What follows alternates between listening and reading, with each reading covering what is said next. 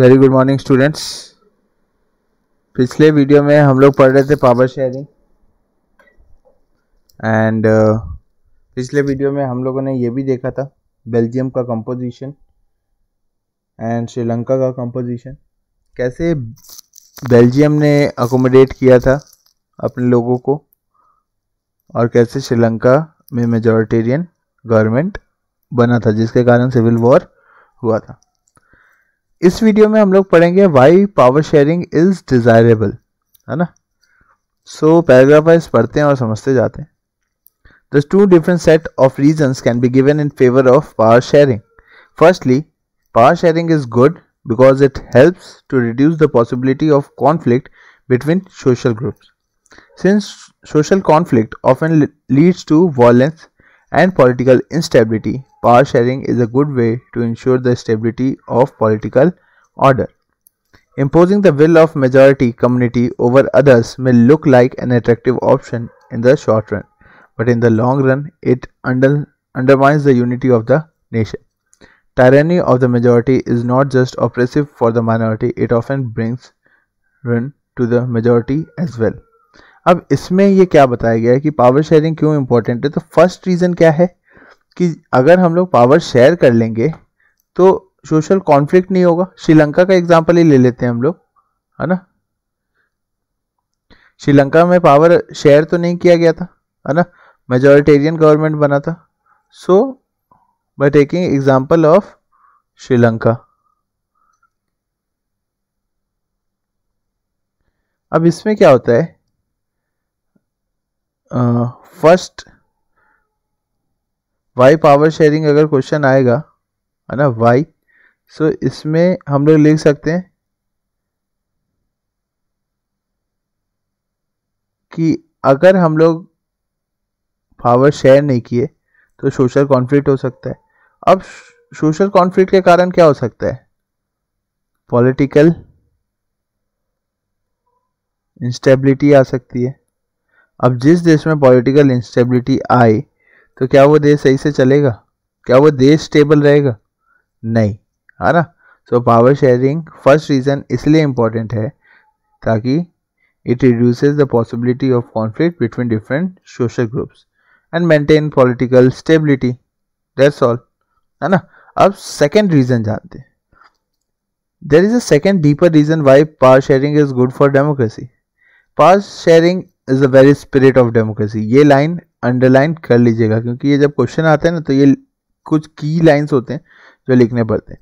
A democratic rule involve sharing power with those affected by its exercise and who have to live with its effect. People have a right to be consulted on how they are to be governed. A legitimate government is one where citizens, through participation, acquire a stake in the system. अब power sharing एक इसलिए भी important है क्योंकि suppose जो set of people हैं उनके ऊपर गवर्नमेंट रूल कर रहा है तो उनके साथ तो पावर शेयर करेगा ना, तभी तो डेमोक्रेटिक रूल होगा, है ना। सो ये इसलिए भी इम्पोर्टेंट है क्योंकि हर एक डेमोक्रेटिक रूल में जो भी गवर्नमेंट रूल कर रही होती है उनको पावर शेयर करना पड़ता है जिन लोगों के ऊपर वो रूल कर रही होती है ना, उनके साथ, तो ही वो डेमोक्रेटिक रूल कहलाता है और स्पिरिट ऑफ डेमोक्रेसी बनी रहती है ना। सो जो फर्स्ट सेट ऑफ रीजन है इसको कहेंगे प्रूडेंशियल। प्रूडेंशियल का मतलब आप जानते होंगे, सेंसिबल, है ना। एंड सेकंड को हम लोग कहेंगे, इसको कहेंगे मॉरल। सो आपको क्वेश्चन क्या बन सकता है, why power sharing is desirable, 3 mark का, ये तो आप लिख दोगे। अब क्वेश्चन यहां से भी बन सकता है, explain prudential and the moral reason for power sharing.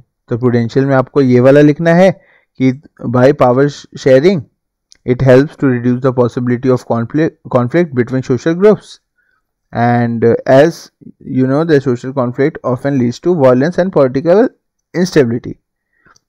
Power sharing is a good way to ensure the stability of political order. मतलब आपको यहाँ से लेके यहाँ तक आपको प्रूडेंशियल रीजन में लिखना है, why power sharing is desirable. Moral में आपको लिखना है power sharing is the very spirit of democracy से लेके यहाँ तक, है ना, जब तक ये पैराग्राफ खत्म नहीं हो जाता। तो ये 3-3 मार्क के आते। इस चैप्टर से जो मेजर क्वेश्चन बनता है वो बनता है फॉर्म्स ऑफ पावर शेयरिंग। अब फॉर्म्स ऑफ पावर शेयरिंग में हम लोग पढ़ते हैं और समझते जाते हैं। The idea of power sharing has emerged in opposition to the notions of undivided political power. For a long time, it was believed that all power of government must reside in one person or group of persons located at one place. It was felt that if power to decide is dispersed, it would not be possible to take quick decisions and to enforce them. But these notions have changed with the emergence of democracy. One basic principle of democracy is that people are the source of all political power. In a democracy, people rule themselves through institutions of self-government. In a good democratic government, due respect is given to diverse groups and views that exist in a society. Everyone has a voice in the shaping of public policies. Therefore, it follows that in a democracy, political power should be distributed among as many citizens as possible. In modern democracy, power sharing arrangement can take many forms. Let us look at some of the most common arrangement that we have or will come across. So, पहले का देखते हैं power sharing कैसे होता था। पहले ऐसा माना जाता था कि पावर जो है ना एक के हाथ में रहनी चाहिए, चाहे वो कोई किंग हो या कोई डिक्टेटर हो। तो डिसीजंस एक्चुअली क्या होते हैं, अगर किसी एक को डिसीजन लेना होगा वो क्विक डिसीजन लेगा, और इससे क्या होगा, जहाँ कहीं भी क्विक डिसीजन होता है वहाँ इकोनॉमी जल्दी ग्रो करती है, ऐसा सर्वे बताती है ना। डेमोक्रेसी में डिसीजन मेकिंग में टाइम लगता है, बट इसका ये तो मतलब नहीं कि अच्छा डिसीजन नहीं होता। आप लोगों ने 9th में तो पढ़ा ही होगा, है ना, डेमोक्रेसी के फायदे। सो यहाँ पे डेमोक्रेसी में सबसे बेस्ट चीज़ क्या है, जिसको आप रूल कर रहे हो वो भी आपके साथ इन्वॉल्व है ना। जैसे इंडिया को ही देख लो, इंडिया एक डेमोक्रेटिक कंट्री है, इंडिया के लोग अपना गवर्नमेंट चूज कर रहे हैं, है ना। सो अगर गवर्नमेंट कोई डिसीजन बना रही है तो इंडिया के लोगों के द्वारा ही चूज की हुई गवर्नमेंट है और इंडिया के बेटरमेंट के लिए ही बना रही है ना। लॉकडाउन का एग्जांपल देख ही सकते हो, ये लॉकडाउन क्यों किया है, क्योंकि मतलब इंडिया का बेटरमेंट हो, है ना। अब आगे पढ़ते हैं। First point, power is shared among different organs of government such as the legislature, executive and judiciary. Let us call this horizontal distribution of power because it allows different organs of government placed at the same level to exercise different powers. Such a separation ensures that none of the organs can exercise unlimited power. Each organ checks the other. This results in a balance of power among various institutions. Last year, we studied that in a democracy, even though minister and government officials exercise power, they are responsible to the parliament or state assembly. Similarly, although judges are appointed by the executive, they can check the functioning of executive or laws made by the legislature. This arrangement is called a system of check and balance. आप लोगों को ये 9th में बहुत अच्छे से पढ़ाया गया था, मैं फिर से आप लोगों को समझा देता हूँ।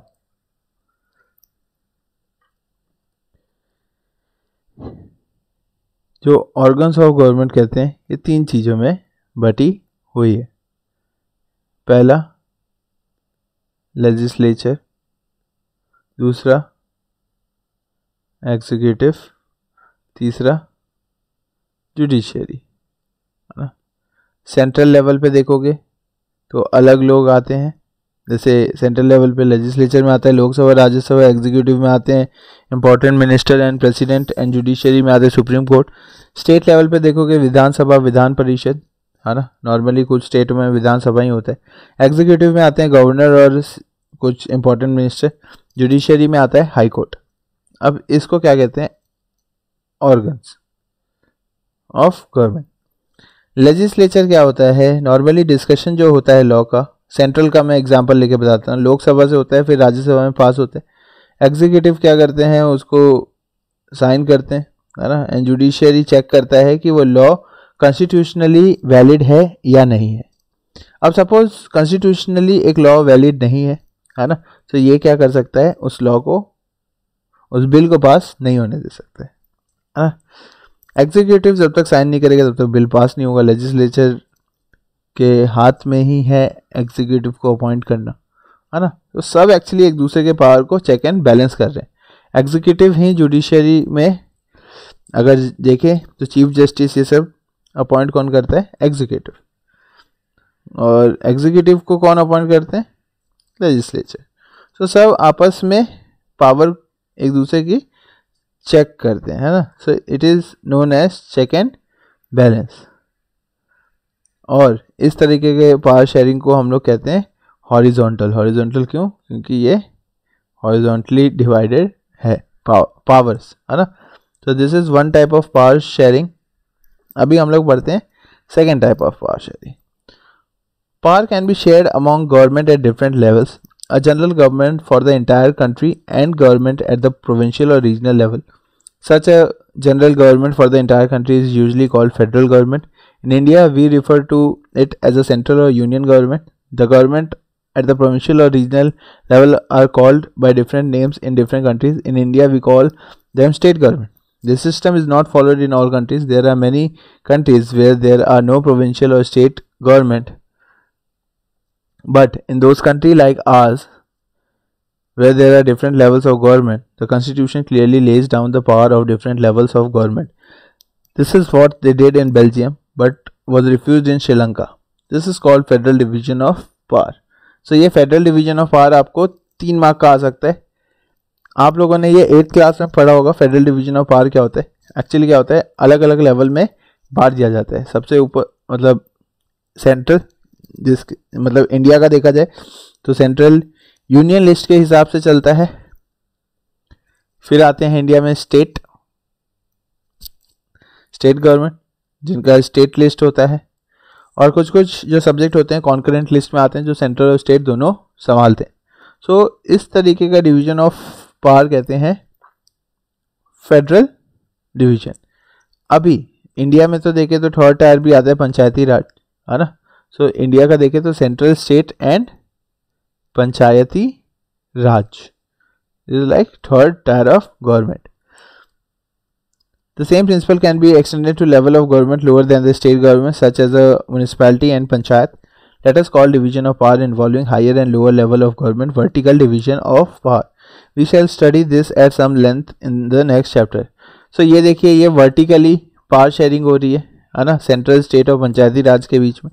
तो इसको वर्टिकल पावर शेयरिंग भी कहते हैं। आगे हम लोग नेक्स्ट जो चैप्टर है उसमें डिटेल में पढ़ेंगे। Power may also be shared among different social groups such as the religious and linguistic groups. Community government in Belgium is a good example of this arrangement. In some countries, there are constitutional and legal arrangements whereby socially weaker section and women are represented in the legislature and administration. Last year, we studied the system of reserve constituency in assembly and the parliament of our country. This type of arrangement is meant to give space in the government and administration to diverse social groups who otherwise would feel alienated from the government. This method is used to give minority communities a fair share in power. In Unit 2, we shall look at the various ways of accommodating social diversity. तो एक है power sharing कैसे, among different social group. तो इस चीज़ को आप highlight कर लीजिएगा, among different social group such as religious and linguistic group. जैसे कम्युनिटी गवर्नमेंट बेल्जियम में किया था, हम लोग के इधर भी होता है, रिजर्व कॉन्स्टिट्यूंसी पर है। हम लोग वीकर जो सेक्शन होते हैं उनको रिजर्व कॉन्स्टिट्यूंसी बना देते हैं, जिसमें वो लोग को इलेक्शन में वो लोग वहाँ से खड़े हो सकते हैं। दूसरा चीज़, हम लोग जो माइनॉरिटीज़ हैं उनके लिए भी बहुत सारे जैसे रिजर्वेशन जॉब में करते हैं, एजुकेशन में करते हैं, हम लोग उनके लिए भी बहुत सारे चीज़ करते हैं। तो इस फॉर्म को क्या कहते हैं, power sharing among different social groups. अब जो लास्ट पावर शेयरिंग आता है, power sharing arrangement can also be seen in the way political parties, special groups and movement control और influence those in power. In a democracy, the citizen must have freedom to choose among various contenders for power. In contemporary democracies, this take the form of competition among different parties. Such competition ensure that power does not remain in one hand. In the long run, power is shared among different political parties that represent different ideologies and social groups. Sometimes this kind of sharing can be direct when two or more parties form an alliance to contest election. In their alliance, is elected they form a coalition government. So ये चीज़ आपको मैं समझाऊंगा collision government क्या होता है। And the share power in a democracy we find interest groups such as those of traders, businessmen, industries, farmers, and industrial workers. They also will have a share in governmental power either through participation in governmental committees or bringing influence on the decision making process. In Unit 3, we shall study the working of political parties, pressure groups, and social movements. So, इसे हम लोग कैसे पढ़ सकते हैं कि 2019 की बात करते हैं। 2019 में हुआ क्या था कि एक तरफ सपोज नरेंद्र मोदी थे बीजेपी के, बाकी जगह हम लोग देखेंगे एक महागठबंधन फॉर्म हो रहा था अलग अलग छोटे रीजनल पार्टीज का, है ना। उस टाइप के गवर्नमेंट को कहते हैं कोलिजन गवर्नमेंट, है ना, जिसमें क्या करते हैं छोटे छोटे स्टेट पार्टीज या नेशनल पार्टीज मिल के आपस में ट्राई करते हैं कि वो मैजिक नंबर को क्रॉस कर दे, जो 272 नंबर है उसको क्रॉस कर दे एंड गवर्नमेंट बना ले। तो वो भी तो आपस में अलग अलग पार्टी क्या कर रहे हैं, पावर शेयर ही कर रहे हैं। अभी आप देखोगे कुछ कुछ मतलब जो ट्रेडर्स होते हैं, बिजनेसमैन होते हैं, इंडस्ट्रियलिस्ट होते हैं, फार्मर्स होते हैं, इनका भी एक ग्रुप होता है ना। So pressure groups and movement, मतलब इसमें क्या ये लोग भी अपने आप में ग्रुप बनाते हैं। अभी कुछ ही दिन पहले मैं देख रहा था कि लाइक नरेंद्र मोदी अलग अलग इंडस्ट्रियलिस्ट लोगों से बात कर रहे थे, है ना, कि इकोनॉमी के लिए क्या किया जाए, जैसे इकोनॉमी को रिकवर करने के लिए लॉकडाउन में क्या किया जाए। सो अब सपोज देखिए पीएम भी लाइक सपोज उनसे बात कर रहा है, तो वो उनसे डिसीजन मेकिंग में वो लोग भी इन्वॉल्व हैं, तो वो लोग भी पावर शेयरिंग कर रहे हैं। सो ऐसे ही क्या होता है, पावर शेयरिंग पॉलिटिकल पार्टीज में भी होता है, प्रेशर ग्रुप में भी होता है। सो ये चीज़ आपको जानना है। यहीं पे हमारा ये चैप्टर ख़त्म होता है ना। कोई भी डाउट है तो आप पूछ सकते हैं। Thank you.